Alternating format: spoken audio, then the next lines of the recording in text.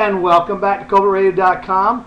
That was Percy Hugo, our political director, who conducted that previous interview with Paul Thurmond. And I, without a law degree, mind you, would like to ask you some points on constitutional law, if I could. Sure. Now, first thing, there's been a resurgence in the interest in the 10th Amendment, which of course deals with the issue of states' rights. And as I was saying before, we're from South Carolina. There's nothing we like better than to start screaming states' rights. We've done it for, over 200 years. The term promote the general welfare in the preamble of the United States Constitution, does that carry any force of law since it's in the preamble? Or is any aspect of the Constitution that makes it binding is only contained after the preamble? I mean, does the preamble carry the force of law? Golly, that is tough. I believe that it doesn't. So I mean when you talk about the 10th Amendment, what you're really focusing on is any rights not specifically designated to the federal government that would be reserved to the states. And it comes up quite often because such things as healthcare or education. Sure. The Department of Education. A lot of people have often wondered, why does the federal government have a Department of Education? There's nothing in the Constitution. And John, you know that there's been plenty of politicians, public servants that have suggested that we get rid of the Department of Education. I would be one as well. It really should be a state function.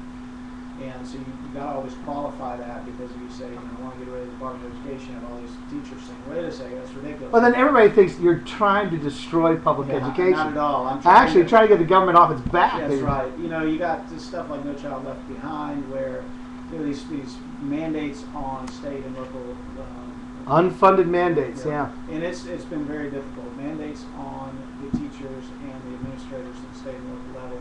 The reality is 30 cents of every dollar is spent administratively in D.C., and that money could be spent in the schools and on the teachers and most importantly on the students. So that's why my advocacy would be to get rid of the Department of Education and allow it to be a state function, which I believe is consistent with the Constitution. Well, and that brings up other issues, because one of the things that has allowed the federal government to get involved in education are the grants that it gives. And there's always strings attached to federal grants. And it's not just in education. For example, there are healthcare grants that go out. The government may be emphasizing, for example, research on AIDS or something. And the state of North Dakota may need research funds for doing research, for example, say on the hantavirus, which is a problem for them out there with all the field mice. But the government say, no, you got to use it for this, you got to use it for that.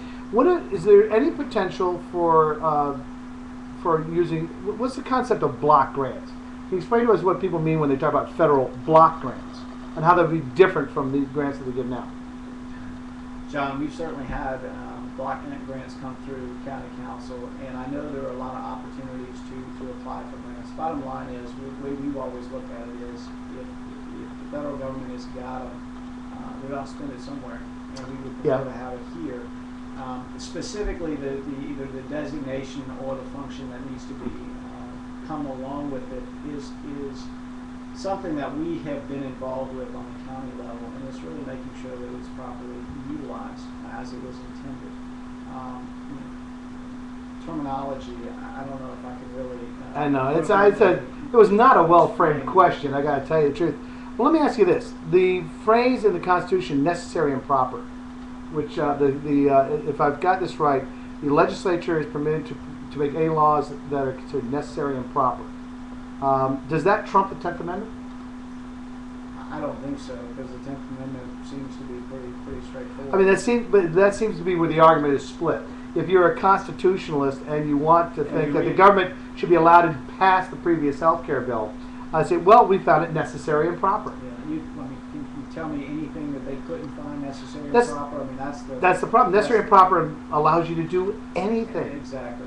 And that's the liberal interpretation, and I use that term in two ways. One is liberal, literally liberal, and two is liberal, meaning the Democratic Party, tends to use the language as far-fetched and as wide a lens as possible, as opposed to strict interpretation of the Constitution, which I believe in.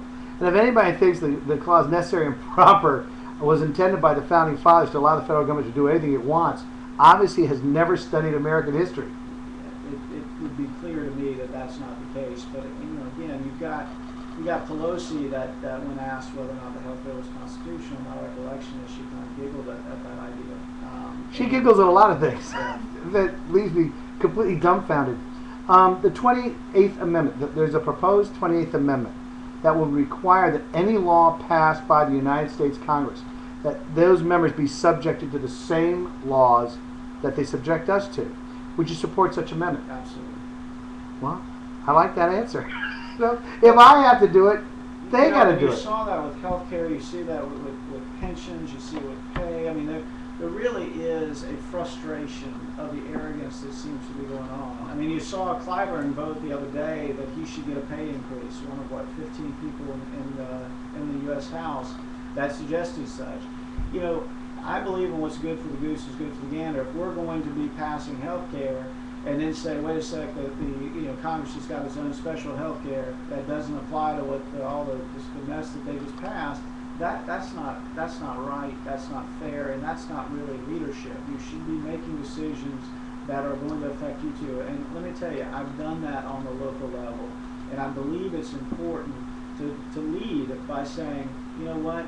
For instance, if we say we're going to cut government by 10%, 15%, it should start by the people that are creating the laws as well. Well, that's another thing that absolutely dumbfounds me about this.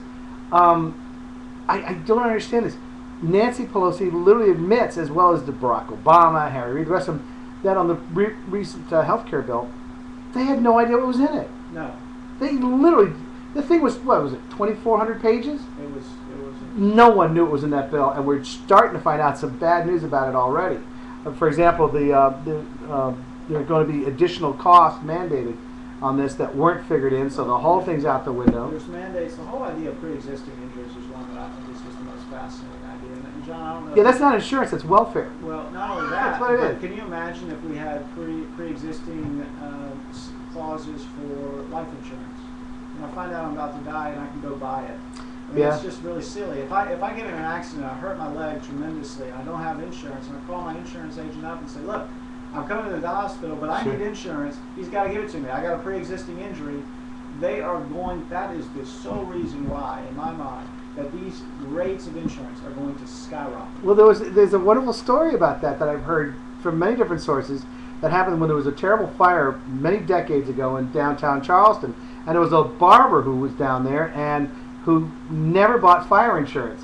And the buildings all around were in fire, but there was an insurance company like right around the corner, and the guy literally ran out of his shop, went to the insurance company and said, I need to buy some fire insurance. Well, there's cinders coming down and smoke everywhere. They said, no, we're not going to sell you fire insurance. Yeah, they got a special clause in there for fraud, which I would probably fall under.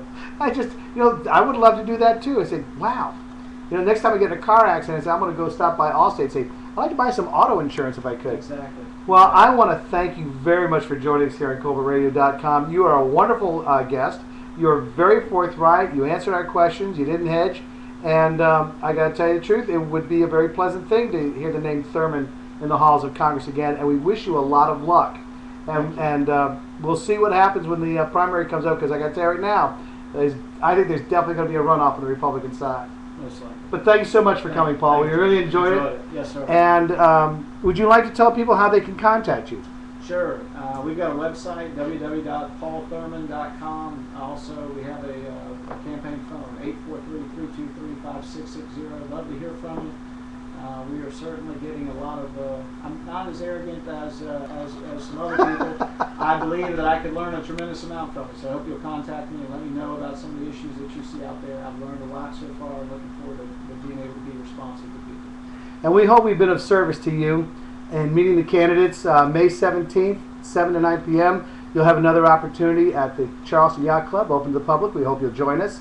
We have several candidates committed, and we hope that you'll join us there. And from this, we're going to say good night from ColbertRadio.com.